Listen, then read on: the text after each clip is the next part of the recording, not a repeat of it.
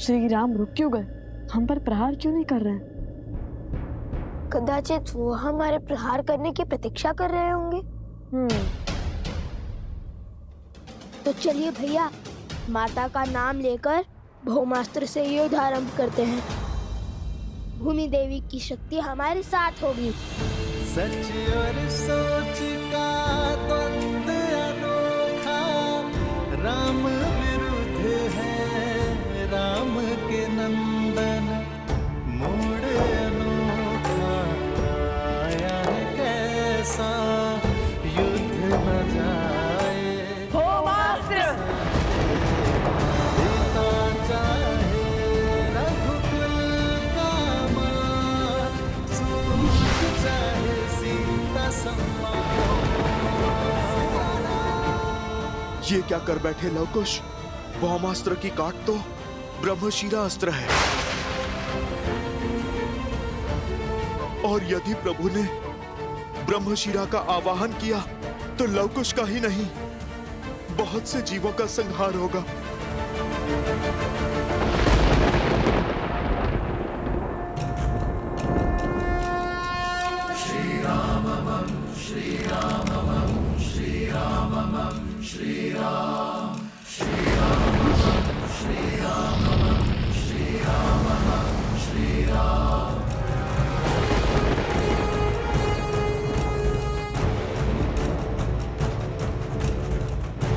एक क्षण भैया, यदि श्री राम ने भौमास्त्र के विरुद्ध ब्रह्मशिरा अस्त्र का उपयोग किया तो हमारे पास उसका काट भी नहीं है।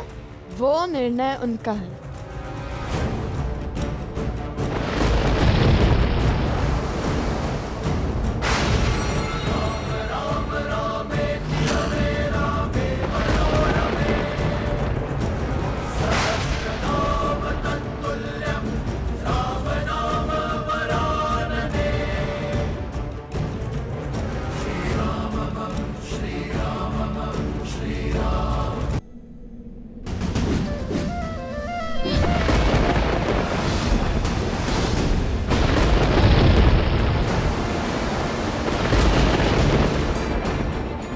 भौमास्त्र!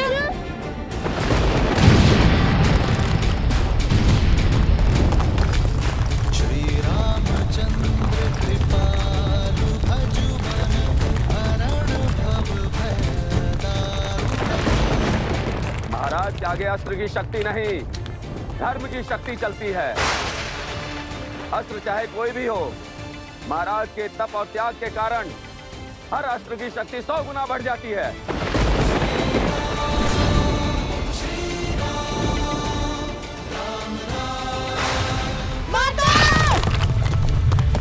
लवकुश!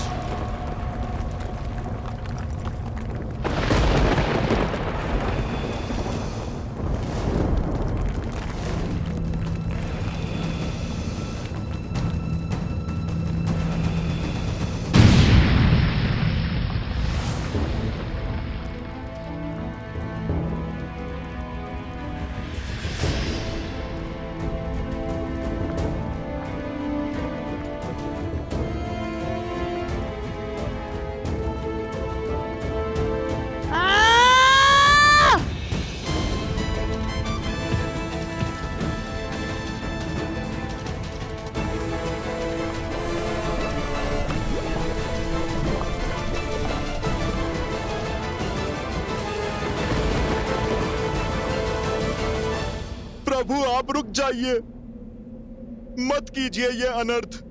मेरे पास रुकने का कोई कारण नहीं है हनुमान। ये दो बालक अयोध्या के मान सम्मान को ध्वस्त कर रहे हैं, रामराज्य के स्वप्न का संहार कर रहे हैं। प्रभु, मैं भगवान वाल्मीकि के वचन से बंधा हूं, इसीलिए मैं आपको सत्य नहीं बता सकता,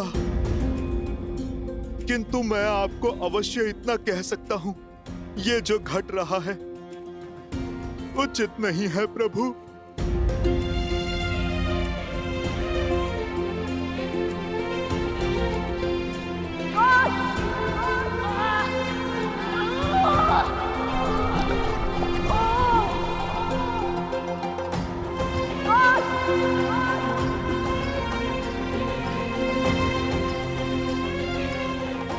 तुम ठीक कह रहे हो हनुमान। जो हो रहा है उचित नहीं हो रहा है, किंतु मैंने लव कुश को अनेकों अवसर दिए हैं।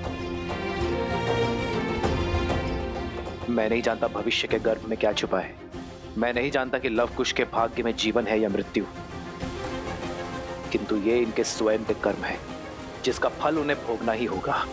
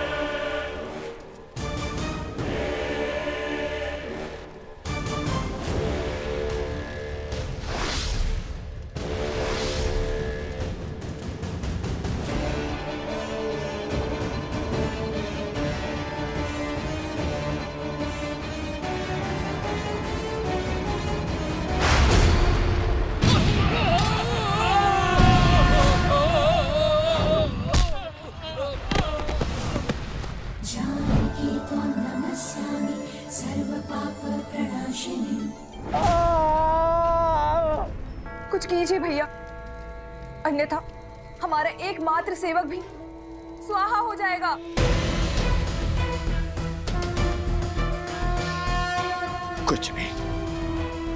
कुछ नहीं कर सकता मैं। ये चंचलाक्षी है। क्या हुआ है आपको भैया?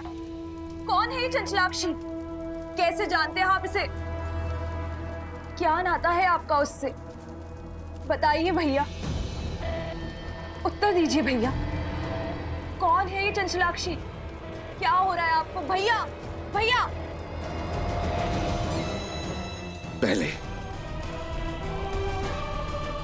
पहले बानासुर को बचाना होगा। यदि सीता को मेरा सत्य पता चला तो वो मेरी मृत्यु का भेद भी जान जाएगी।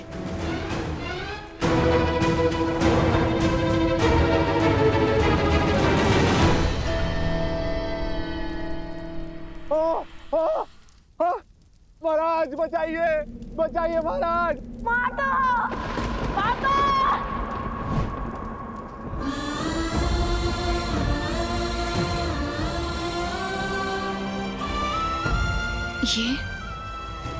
ये सब लवकुश, लवकुश, लवकुश, कहाँ हो तुम? कहाँ है लवकुश? लवकुश,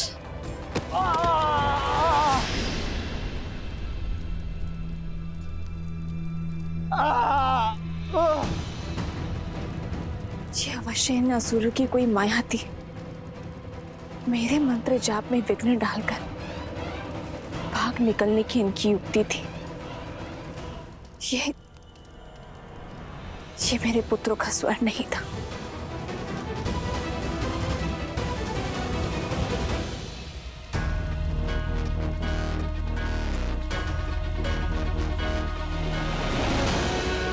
रुक जाओ दुष्ट!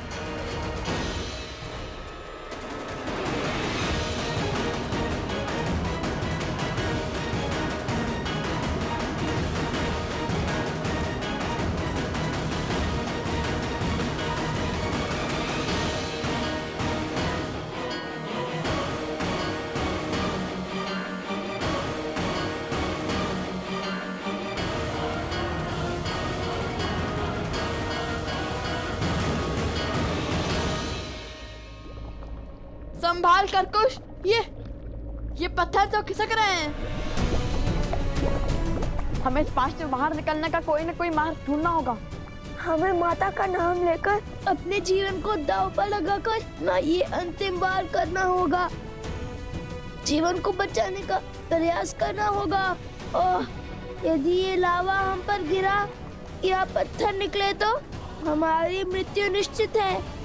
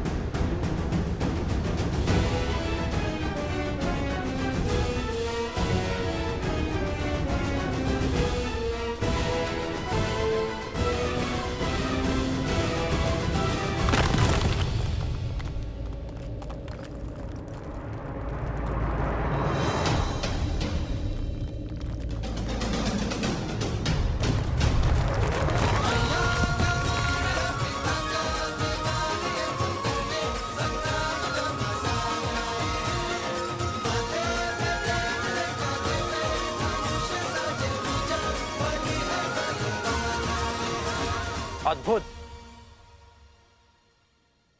मैं जानता था तुम दोनों अवश्य लौटोगे। तो बताओ, मृत्यु के इतना समीप जाने के बाद क्या इच्छा है तुम्हारी? क्या आप भी मुझसे युद्ध करोगे? क्या समर्पण करोगे? बालकों, मान जाओ प्रभु की बात। स्वीकार कर लो प्रभु का ये अवसर, स्वीकार कर लो। जब श्री राम और राजानुज लक्ष्मण को अहिरावण उठाकर ले गया था, जब आपको कोई मार्ग नहीं सूझ रहा था, तब क्या आपने पीछे हटने का विचार किया था? जब मेघनाथ ने लक्ष्मण जी को घायल किया था, तब आपने पीछे हटने का सोचा था?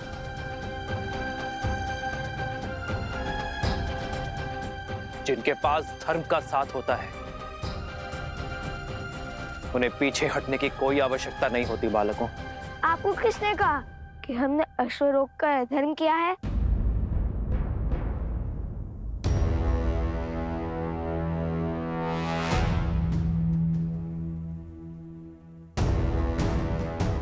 ये अश्वमेध का अश्व है, जो धर्मात्मा महाराज कौशल नरेश अयोध्यापति श्री राम की संपत्ति है और मर्यादा और धर्म की गति का प्रतीक है।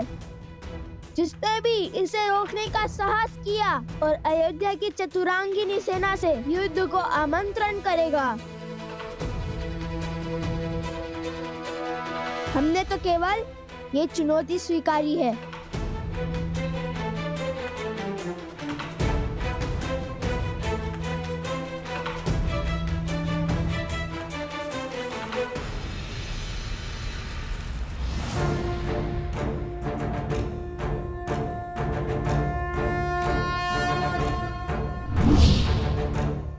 यदि चुनौती ली है तो उसे पूर्ण करने के लिए सच हो जाओ।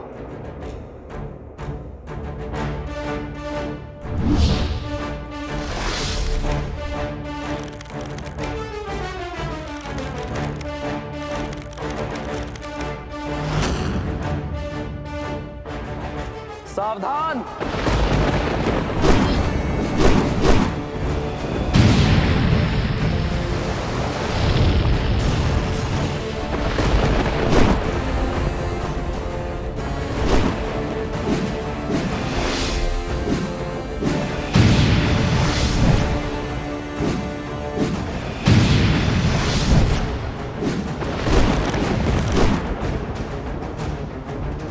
भैया, हमारे बाण तो आधे मार्ग तक भी नहीं पहुंच पा रहे। प्रयास करते रहो कुश।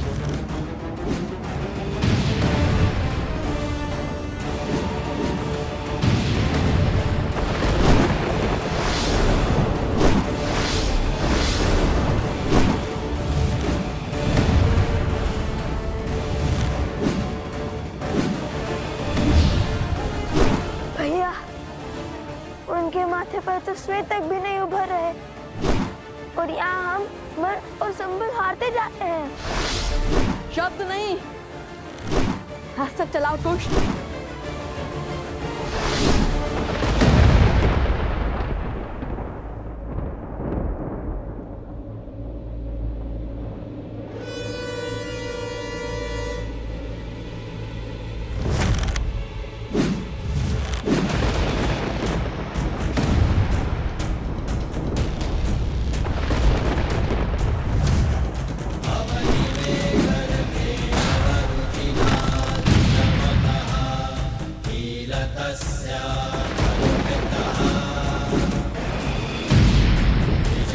किशोर अवस्था में ये बालक श्री राम के सामने खड़े हैं, उन श्री राम के सामने जिनके आगे रावण और बाली जैसे महाबली नहीं टिक पाए।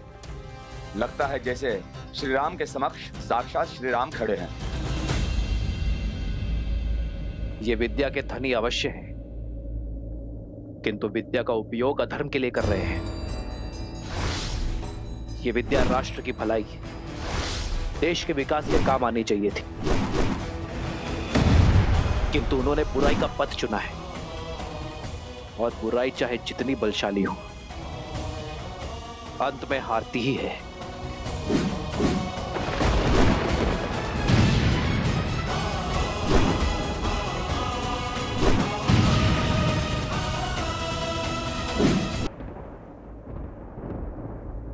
या तो ये बालक आज अपना हट त्यागेंगे या फिर प्राण। रघुकुल रीत सदा चली आई, प्राण जाए पर वचन न जाई।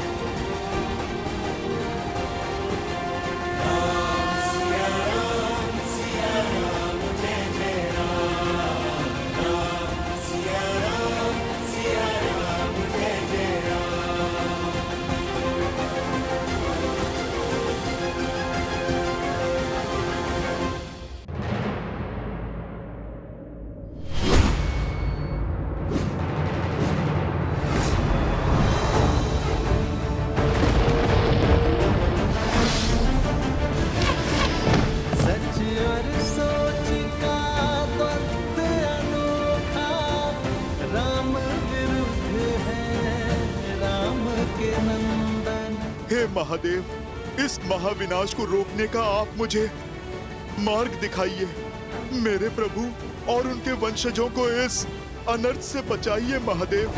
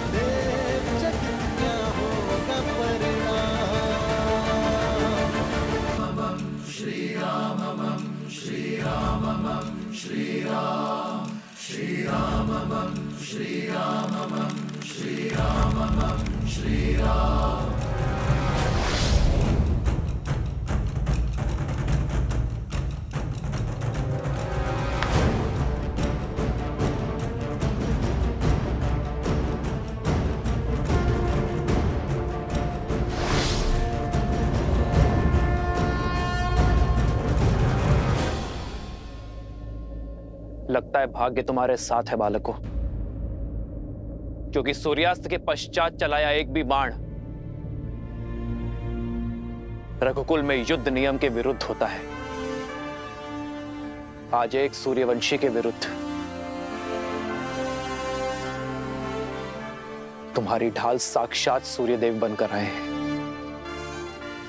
नियति तुम्हें अंतिम अवसर दे रही है बालकों। जाओ, जाकर अपनी माता को सत्य बताओ। यदि कल सूर्योदय होने पर तुम दोनों के हाथों में धनुष दिखे तो उसी क्षण हट और हटी दोनों का अंत कर दूंगा।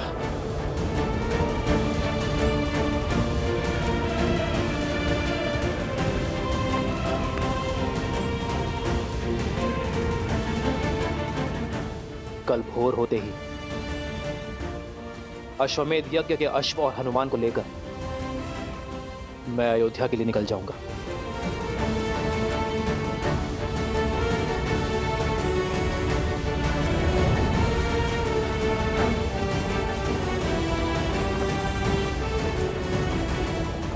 जाओ और जाकर हर भूल के लिए अपनी माता से क्षमा मांगो।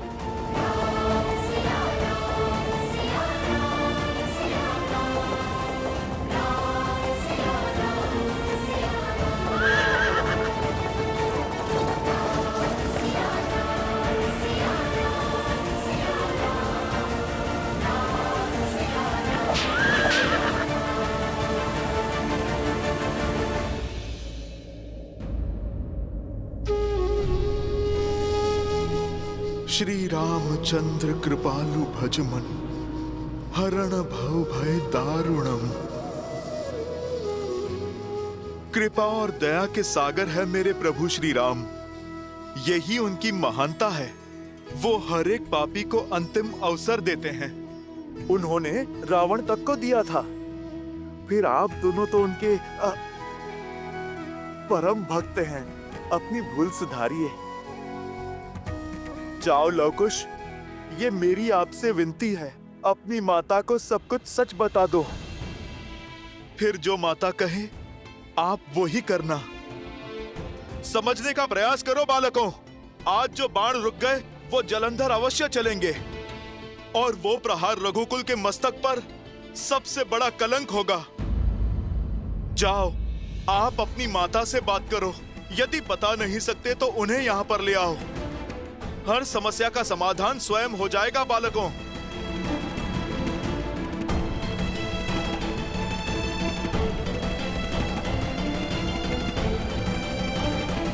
लवकुश की पुकार की माया से आपने बानासुर को बचा लिया, परंतु आप स्वयं किस माया में फंसे जा रहे हैं भैया?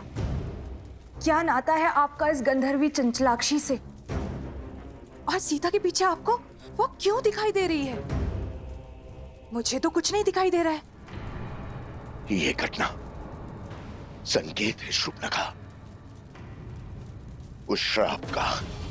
कहीं वो सीता उस श्राप को पूर्ण करने का माध्यम तो नहीं, जो श्राप मुझे गंधर्वी चंचलाक्षी ने दिया था। पहेलियां मत बुझाइए भैया, मुझे स्पष्ट रूप से बताइए कि किस श्राप की बात कर रहे हैं आप? मैंने अनेक वर्षों तक ब्रह्मदेव का तप करके उनसे अजर अमर होने का वरदान प्राप्त किया था। ये आशीष पाया था कि मुझे केवल स्त्री ही मार सकती है। मैं समझ गया था कि इस वर में अवश्य कोई छल छुपा हुआ है, इसलिए मैंने एक और वरदान मांग लिया कि मेरे सहस्त्र शिशु में सहस्त्र गुना कूटनीति और चालाकी भरी होगी। उसके बाद मैंने कई राज्यों पर अपना आधिपत्य स्थापित किया, परंतु मैं दशानंद रावण की तरह दिग्विजय नहीं बनना चाहता था। मुझे बहुत अधिक की नहीं, केवल थोड़े की ही अभिलाषा थी। तो मैंने अपने अधीन में कुछ ही राज्य किए।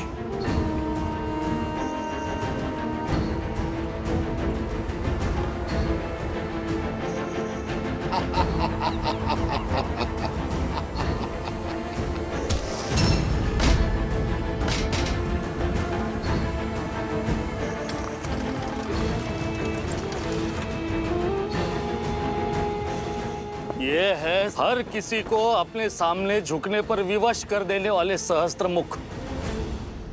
मैं अपना राज्य इन्हें सौंपता हूं। आज से यहाँ की हर वस्तु हमारी है। जाओ, हर रत्न, हर आभूषण, हर मूल्यवान वस्तु ले आओ हमारे समक्ष।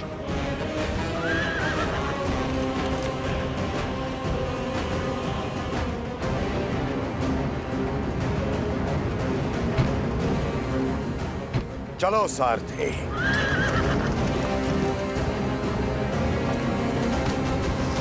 छोड़ो मुझे, छोड़ दीजिए, क्या कर रहे हैं? छोड़ दीजिए।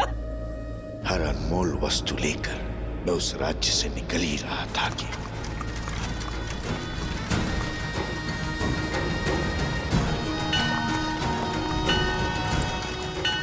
रुको सारथी।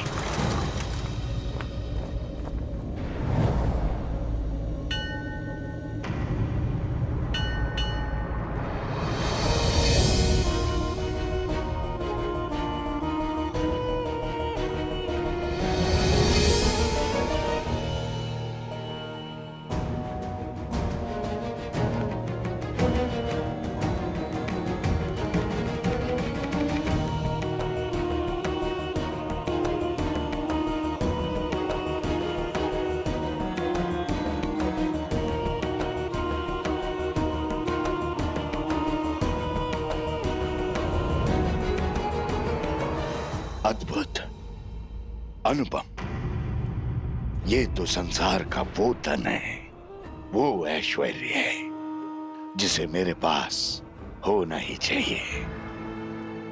इसे न भोगा, इसे न पाया तो वरदान का लाभ क्या?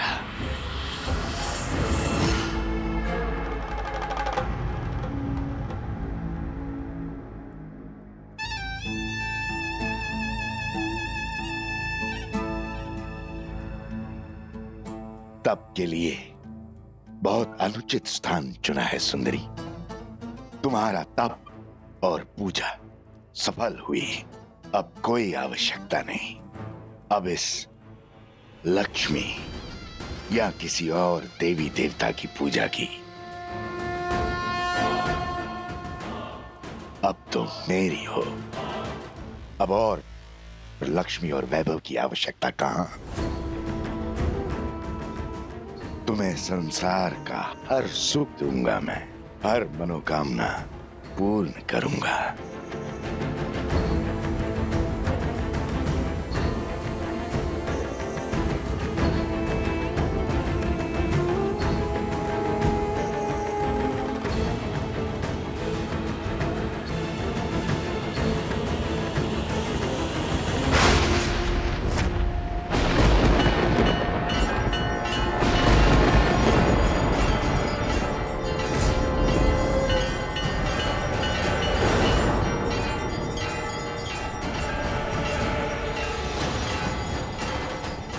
तुम्हारे स्पर्श ने मुझे अपवित्र कर दिया है सहस्त्रमुख। तुम्हारे मलिन मन का इस संसार में कोई स्थान नहीं। जिस शक्ति का तुमने अहंकार पाल रखा है वही तुम्हारे विनाश का कारण बनेगी।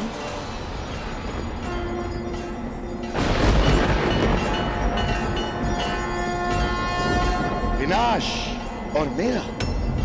ब्रह्मा का वरदान प्राप्त है मुझे। कौन मारेगा मुझे?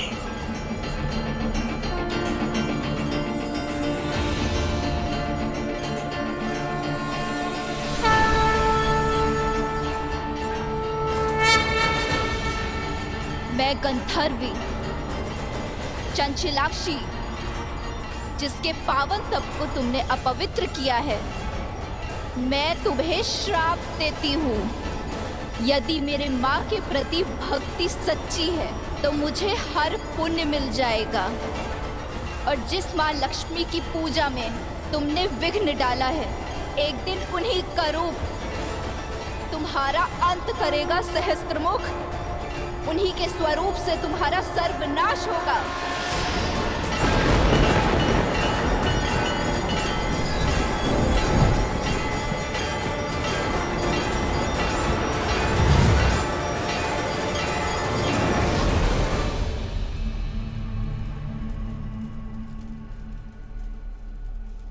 ये वही है जिसके बारे में चंचलाक्षी ने कहा था, मेरा अंत है ये।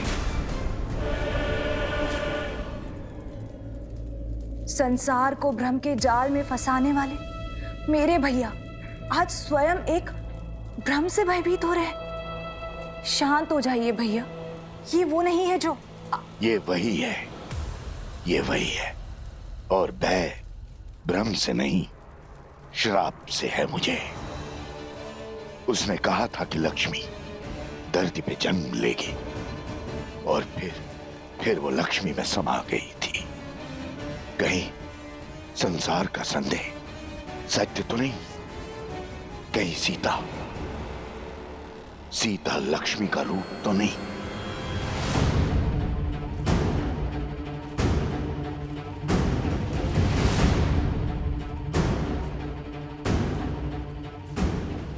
मुझे परिचय की क्या आवश्यकता है? पुराना शत्रु हूं तुम्हारा।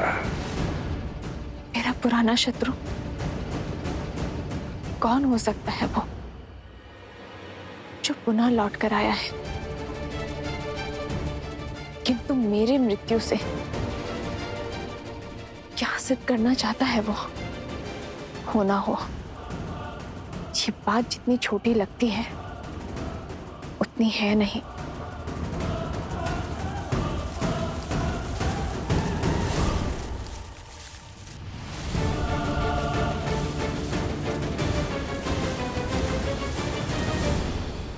रावण के कानों में भी यही बात पड़ी थी ना। सबने कहा था ना कि राम विष्णु है, नर रूप में नारायण है, कहीं लक्ष्मी स्वरूपा सीता। मेरे अंत का कारण तो नहीं, कदाचित तभी न रावण राम का वध कर पाया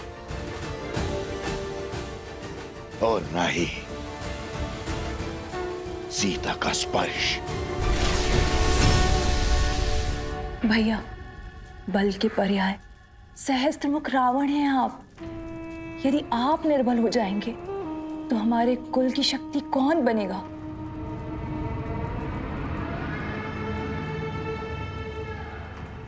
सीता, सीता के कारण पूरा राक्षस कुल समाप्त हो गया। सर्वशक्तिशाली दशानंद रावण मृत्यु को प्राप्त हो गया। मैं प्रहार की कोई परीक्षा नहीं दूंगा। मैं लक्ष्मी के समक्ष नहीं जाऊंगा। नारायण, श्री लक्ष्मी, विष्णु, ये सब ढोंग है भैया। अरे जीवन भर वन में भटकने वाले देवता नहीं, अभागे होते हैं। अभागे। जो बात संसार नहीं समझा वो आपको समझनी होगी भैया। मानना होगा कि वो सीता एक साधारण सी स्त्री है। आप स्वयं सोचिए भैया, क्या ईश्वर के अवतार को भी क्या इतनी सारी परीक्षाएं देनी पड़ती हैं? इतने दुखों को भोगना पड़ता है, इतना असहाय होना पड़ता है, विजोग का विष पीना पड़ता है। वो नारायण जो अपने बल से संसार को बदल दे, अपने सुदर्शन से हर पाप का संहार कर दे, क्या उसे 14 वर्ष का वनवास भुगतने की आवश्यकता है? राजपाट, सुख शांति, वैकुंठ छोड़कर दर दर भटकने की आवश्यकता है भैया?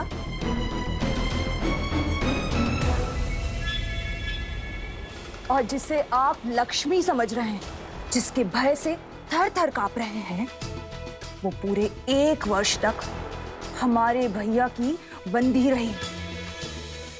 यदि वो लक्ष्मी का रूप होती तो क्षण भर में तो लंका से अंतर्ध्यान हो जाती और 1 वार से दशानन की हट को तोड़ देती। भ्रम को बल पर हावी मत होने दीजिए भैया, तनिक सोचिए। तो फिर सीता के पीछे मुझे उस चंचला की छवि क्यों दिखाई दी?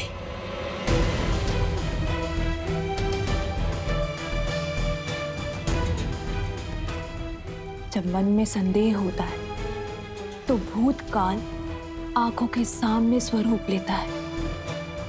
ये सब विचारों का खेल है भैया, और कुछ भी नहीं। इस अनर्थ का अर्थ खोजना बंद कीजिए भैया, और प्रहार का नाद आरंभ कीजिए भैया।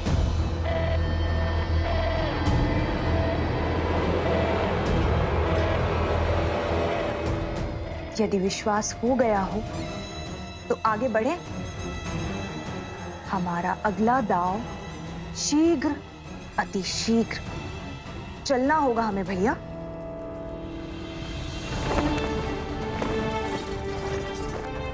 श्री राम,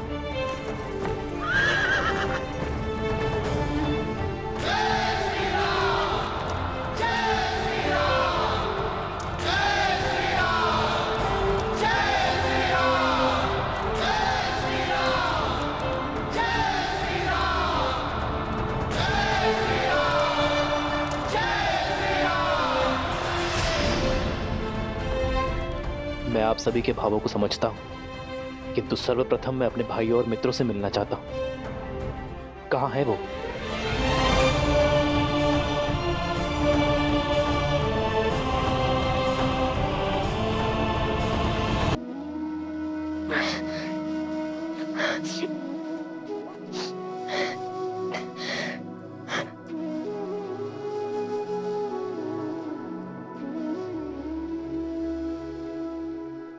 यदि कल सूर्योदय होने पर तुम दोनों के हाथों में धनुष दिखे तो उसी क्षण हट और हटी दोनों का अंत कर दूंगा।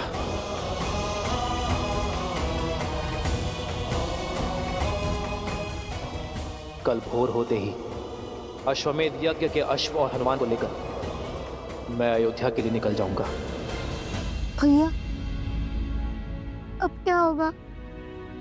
रामायण कैसे संपूर्ण होगी? अब तो हम हार गए श्री राम से।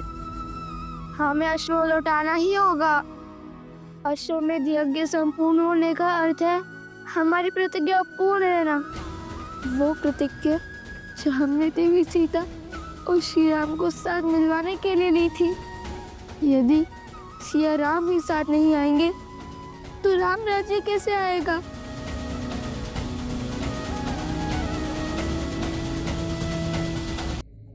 नहीं कुश, युद्ध अभिशेष है और हार जीत का निर्णय भी। आज जो भी हुआ वो अकल्पनीय है, इतिहास का भाग बन चुका। हमने श्री राम का सामना किया, उनकी शक्ति और उनकी आभा को ललकारा। कि जानते हुए भी हम पीछे नहीं हटे कि हमारे समक्ष रावण का संहार करने वाले श्री राम खड़े हैं। तुम ही बताओ, ऐसे शूरवीर कैसे हार सकते हैं? हमने आधा युद्ध जीत लिया है कुश। आज उनका केवल एक दाव उचित पड़ा है। स्मरण रहे, माता कहती है, धैर्यम सर्वत्र साधनम।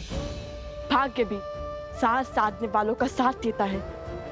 कल हम पुनः श्री राम के समक्ष जाकर उनका सामना करेंगे।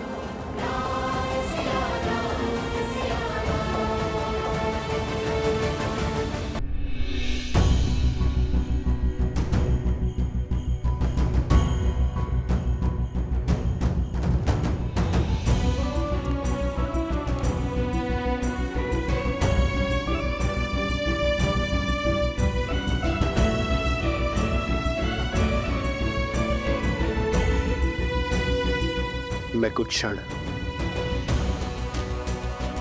एकांत में अपने भाइयों और मित्रों के साथ रहना चाहता हूं। जो आज्ञा महाराज।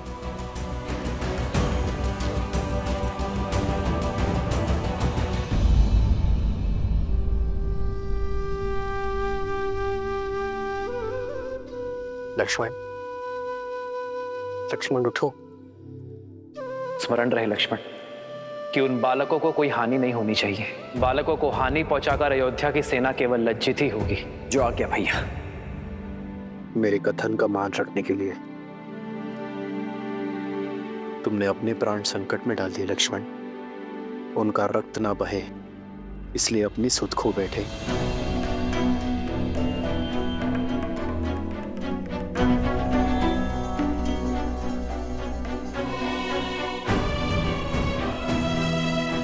शत्रुघ्न,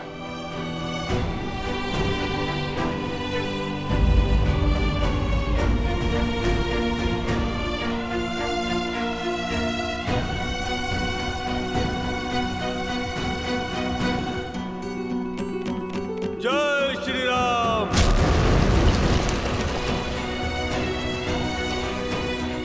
अपने भाई के पापों को पीछे छोड़ आपकी शरण में आया हूं प्रभु। मुझे स्वीकार कीजिए प्रभु। विभीषण,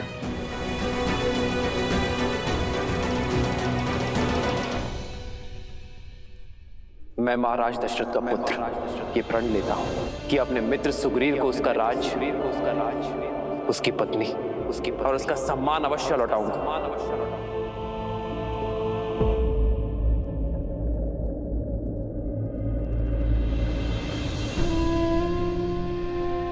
भरत, भरत मेरे भाई, उठो भरत, तुम्हारे राम भैया आए हैं। जाओ भरत, बिना किसी बंधन के जाओ। चाहे अब उन दो बालकों को जो दंड देना पड़े दो, और अयोध्या का अश्वमेध यज्ञ पूर्ण करवाओ। स्मरण रहे, माता कहती है, धैर्यम सर्वत्र साधनम। भाग्य भी साथ साधने वालों का साथ देता है। कल हम पुनः श्री राम के समक्ष जाकर उनका सामना करेंगे। किंतु सत्य तो ये भी है ना भैया, यदि आज सूर्यास्त नहीं हुआ होता तो हम जीवित नहीं होते। नहीं भैया, मैं भयभीत नहीं हूँ, मृत्यु का भय नहीं है मुझे। मैं तो केवल ये बात सोचकर व्यथित हूँ कि यदि आज हमें कुछ हो जाता तो माता का क्या होता।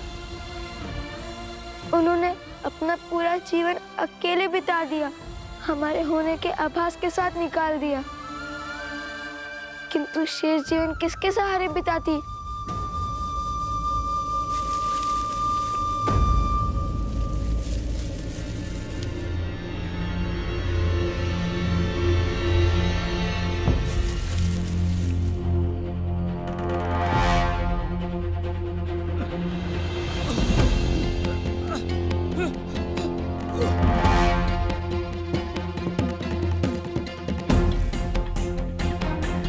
ऋषिवर, ऋषिवर, क्या हुआ आपको? उठिए।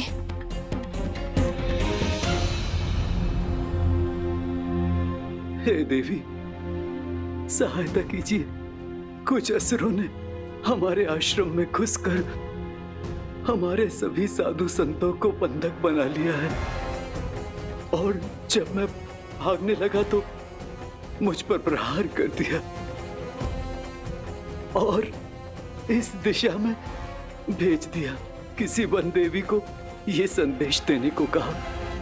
वो कह रहे थे कि वन देवी उन्हें ढूंढ रही हैं और वो वहीं हमारे आश्रम में वन देवी की प्रतीक्षा करें। मुझसे और नहीं चला जा रहा था, शरीर घायल हो गया था, शरीर से रक्त बह रहा था, मैं यहीं झाड़ियों में गिर गया। हे देवी, आप ये संदेश उस वन देवी तक पहुंचा दीजिए। आप हमारे आश्रम को बचा लीजिए। आपने उचित व्यक्ति से ही सहायता मांगी है ऋषिवर। मैं ही हूं वन देवी और मैं ही उन असुरों को ढूंढ रही हूं। आपके आश्रम और आश्रम वासियों को मैं बचाऊंगी। आप यहीं रुकिए, तब तक मैं उन दुष्टों को दंड देकर आती हूं। अपने भाइयों को कष्ट में देखकर मेरा मन पीड़ा से भर जाता है। उठो भरत। भरत, तुम्हारे राम भैया आए हैं। भरत उठो। भरत। लक्ष्मण, लक्ष्मण तुम तो उठो। लक्ष्मण। शत्रुघ्न। मित्र, मित्र उठो। विभीषण, देखिए ना, मैं आ गया हूं। आप सब मेरे आदेश का निरादर क्यों कर रहे हैं?